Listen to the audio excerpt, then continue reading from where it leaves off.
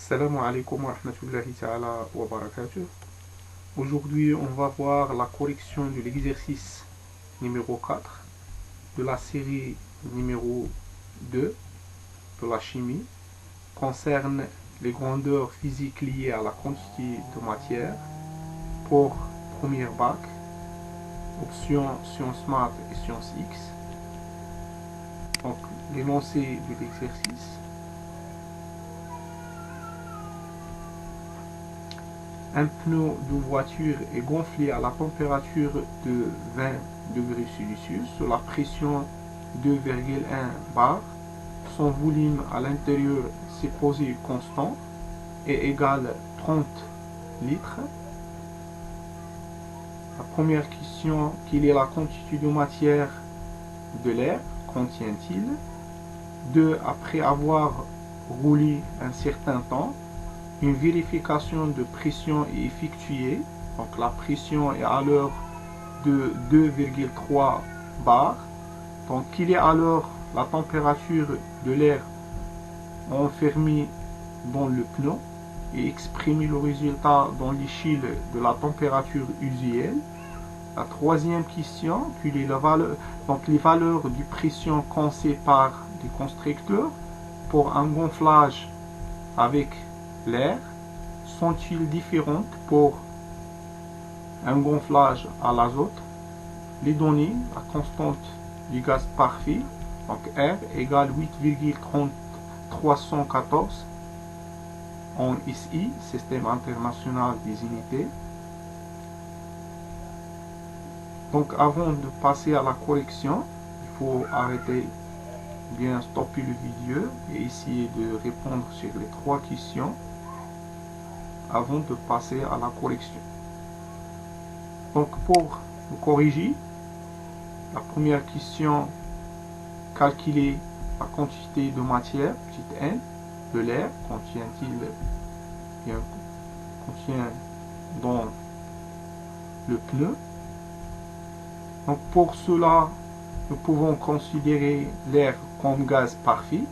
D'accord? Donc on a la température, on a la pression du gaz, et on a le volume. Donc chaque état de gaz est caractérisé par les quatre variables d'état, qui sont la température, la pression, le volume et la quantité de matière. On va calculer.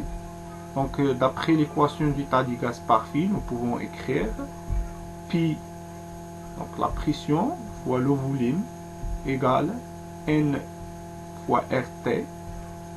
D'accord? Donc on écrit P fois V égale nRT, donc ce qui implique que N égale P fois V sur RT.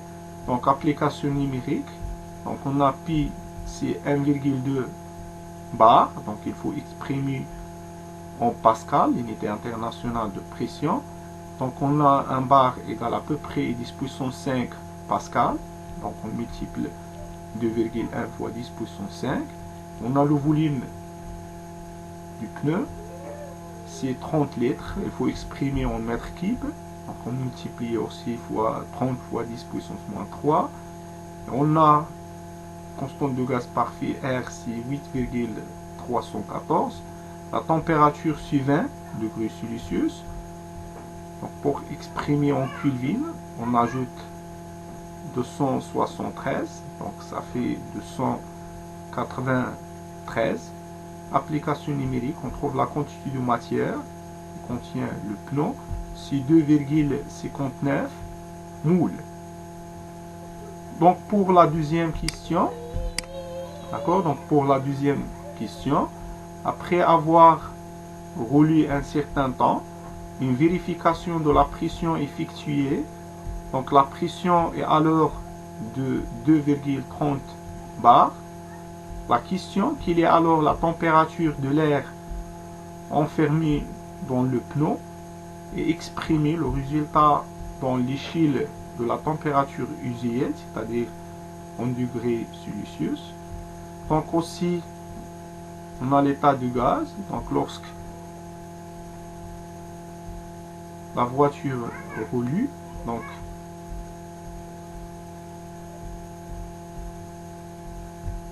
l'état du gaz va varier, donc la pression devient 2,3.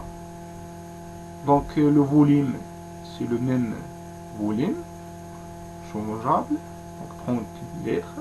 Donc on applique l'équation du état du gaz parfait et aussi la quantité de matière ne change pas. Donc pour calculer la température, donc d'après le gaz ou bien l'air comme un gaz parfait, donc on applique l'équation du état du gaz parfait, on y crée PV bien P' fois V, donc la pression il change, donc P fois V égale nRT', parce que la température aussi il change. Donc T' égale P' fois V sur nRT. Application numérique, on trouve donc la pression sur 2, il augmente un peu, donc de 2,1 à 2,3 bar. Donc il faut exprimer en pascal, on multiplie par 10 puissance 5, 30 litres, donc il faut exprimer en mètres cubes, donc on multiplie par 10 puissance moins 3. Sur la quantité de matière, on a déjà calculé, c'est 2,59, fois R, c'est 8,314. Application numérique, on trouve la température, c'est 300, d'accord, donc la température c'est 320,4 Kelvin. Donc pour trouver, on a la température en Kelvin égale 273 plus la température en degrés Celsius. Donc pour trouver ou bien exprimer la température en degrés Celsius, il peut donc T ou bien θ égale T', donc la valeur de la température en Kelvin, qui est ici, bien trouvé, moins 273. Donc on trouve la température en degrés Celsius égale 47,4 degrés Celsius. Donc nous pouvons remarquer que la température augmente donc de 20. Hein, donc, si nous pouvons remarquer ça, lorsqu'on bouge beaucoup, ou bien on roule beaucoup par la voiture, donc la température du pneu il augmente. Donc, par exemple, ici, il y a 20 degrés Celsius.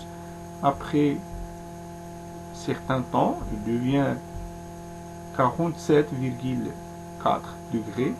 Et aussi, la pression augmente. Pour cela, il faut faire attention pour les pneus. Donc pour la troisième question, les valeurs de pression conçues par les constructeurs pour un gonflage avec l'air sont-ils différentes pour un gonflage à l'azote? Donc la réponse, les valeurs de pression conçues par les constructeurs pour un gonflage avec l'air sont vraiment différentes pour un gonflage avec l'azote, car pour l'air, d'accord, ici pour l'air, lorsque la température, donc ici on crée pour l'air, lorsque la température augmente, c'est-à-dire lorsqu'on roule, la température augmente, donc la pression aussi augmente, ou bien l'inverse. Donc ici, lorsqu'on a mesuré la pression, pour la deuxième question, on remarque que la pression augmente, on trouve aussi la température et augmente beaucoup. Donc on peut dire que l'air est très influencé par la température. Donc lorsque la température augmente, la pression de l'air augmente. Mais par contre pour l'azote, lorsque la température augmente, il y a de très faibles influences sur la température et par conséquent aussi sur la pression. Donc la pression ne change pas beaucoup. Donc pour cela, les valeurs de pression conçues pour les constructeurs pour le gonflage en l'air sont différentes à les conçues pour le gonflage avec l'azote. Donc c'est la fin de cette vidéo, j'espère qu'elle est très utile pour vous. Je vous souhaite très bon courage. À la vidéo prochaine, Inch'Allah. Au revoir.